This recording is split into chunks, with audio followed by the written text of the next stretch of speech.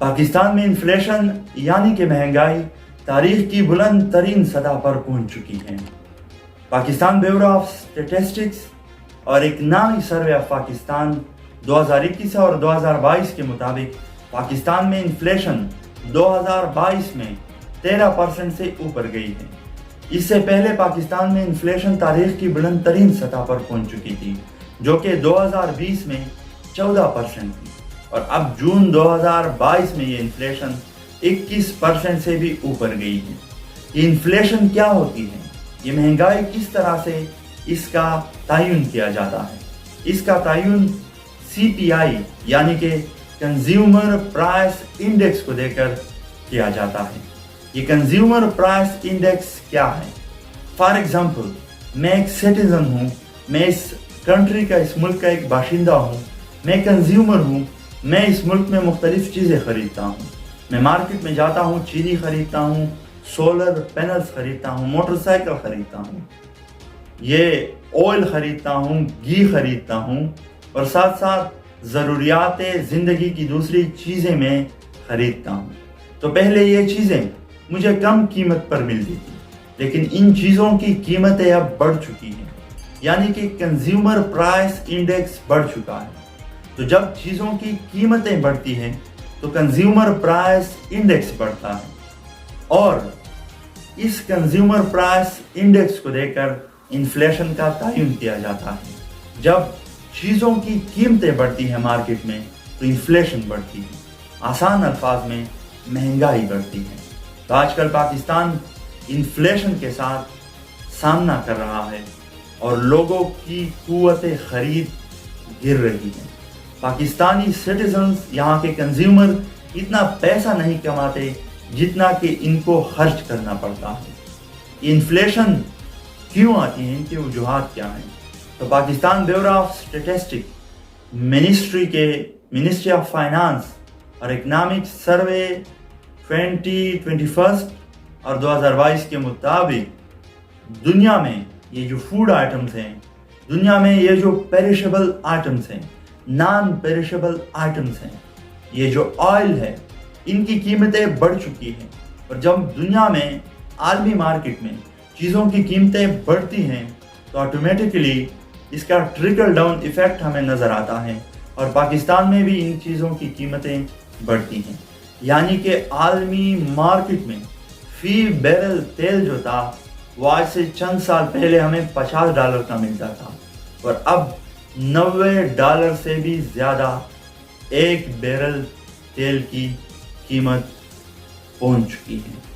तो ज़ाहिरन जब आलमी मार्केट में चीज़ों की कीमतें बढ़ती हैं तो मुल्क में भी यानी कि पाकिस्तान में भी इन चीज़ों की कीमतें बढ़ेगी।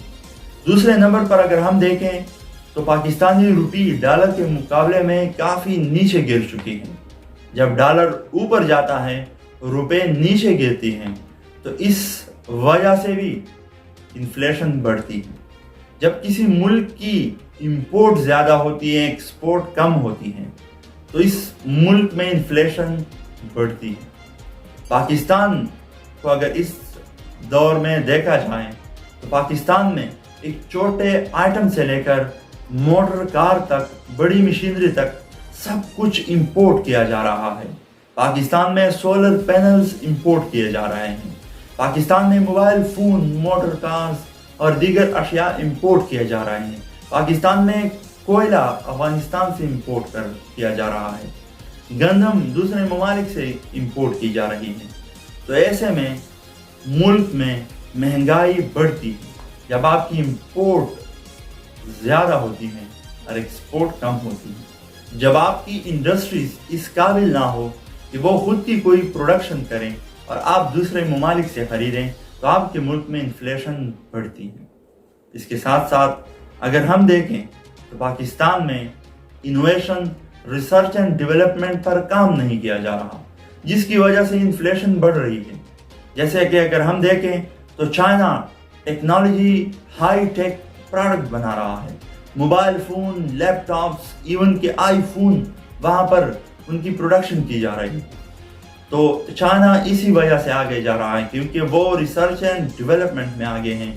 जब किसी मुल्क की एक्सपोर्ट बढ़ती है तो تو ان کے پاس ڈالر زیادہ آتے ہیں، ان کے پاس پیسے زیادہ آتے ہیں، اور وہاں کے لوگوں کی قوت خرید بڑھ جاتی ہے اور انفلیشن گھٹ جاتی ہے، یعنی کہ کنزیومر پرائس انڈیکس گر جاتی ہے۔ تو اس چیز کو دیکھ کر اگر ہم ان کے سلوشنز کی بات کریں تو پاکستان کو اپنے انڈسٹریل پروڈکشن پہ توجہ دینی چاہیے، پاکستان کو اپنی ہائی ٹیک مینوفیکچرنگ انڈسٹریز لگانی ہے، پاکستان کو ریسرچ اینڈ ڈیولپمنٹ پر کام کرنا ہے، پاکستان کو انفلیشن قابو کرنے کے لیے اپنی انڈسٹریز کو پاؤں پر کڑا کرنا ہوگا، پاکستان کو اس قابل ہونا ہوگا کہ وہ ایکسپورٹ زیادہ کریں، امپورٹ کم کریں، تب جا کر پاکستان مہنگائی سے چھٹکارا پا سکتا ہے۔ پاکستان کو ایگریکلچر سیکٹر میں انویسٹ کرنا چاہیے تاکہ ویٹ کی پروڈکشن اور دوسرے اشیاء جو ضروریات زندگی کے لیے اہم ہیں ان کی پیداوار پہ انوویشن لانی ہوگی، ریسرچ اینڈ ڈیولپمنٹ کرنی ہوگی، تب جا کر پاکستان انفلیشن کے اس جنگل سے نکل سکتا ہے۔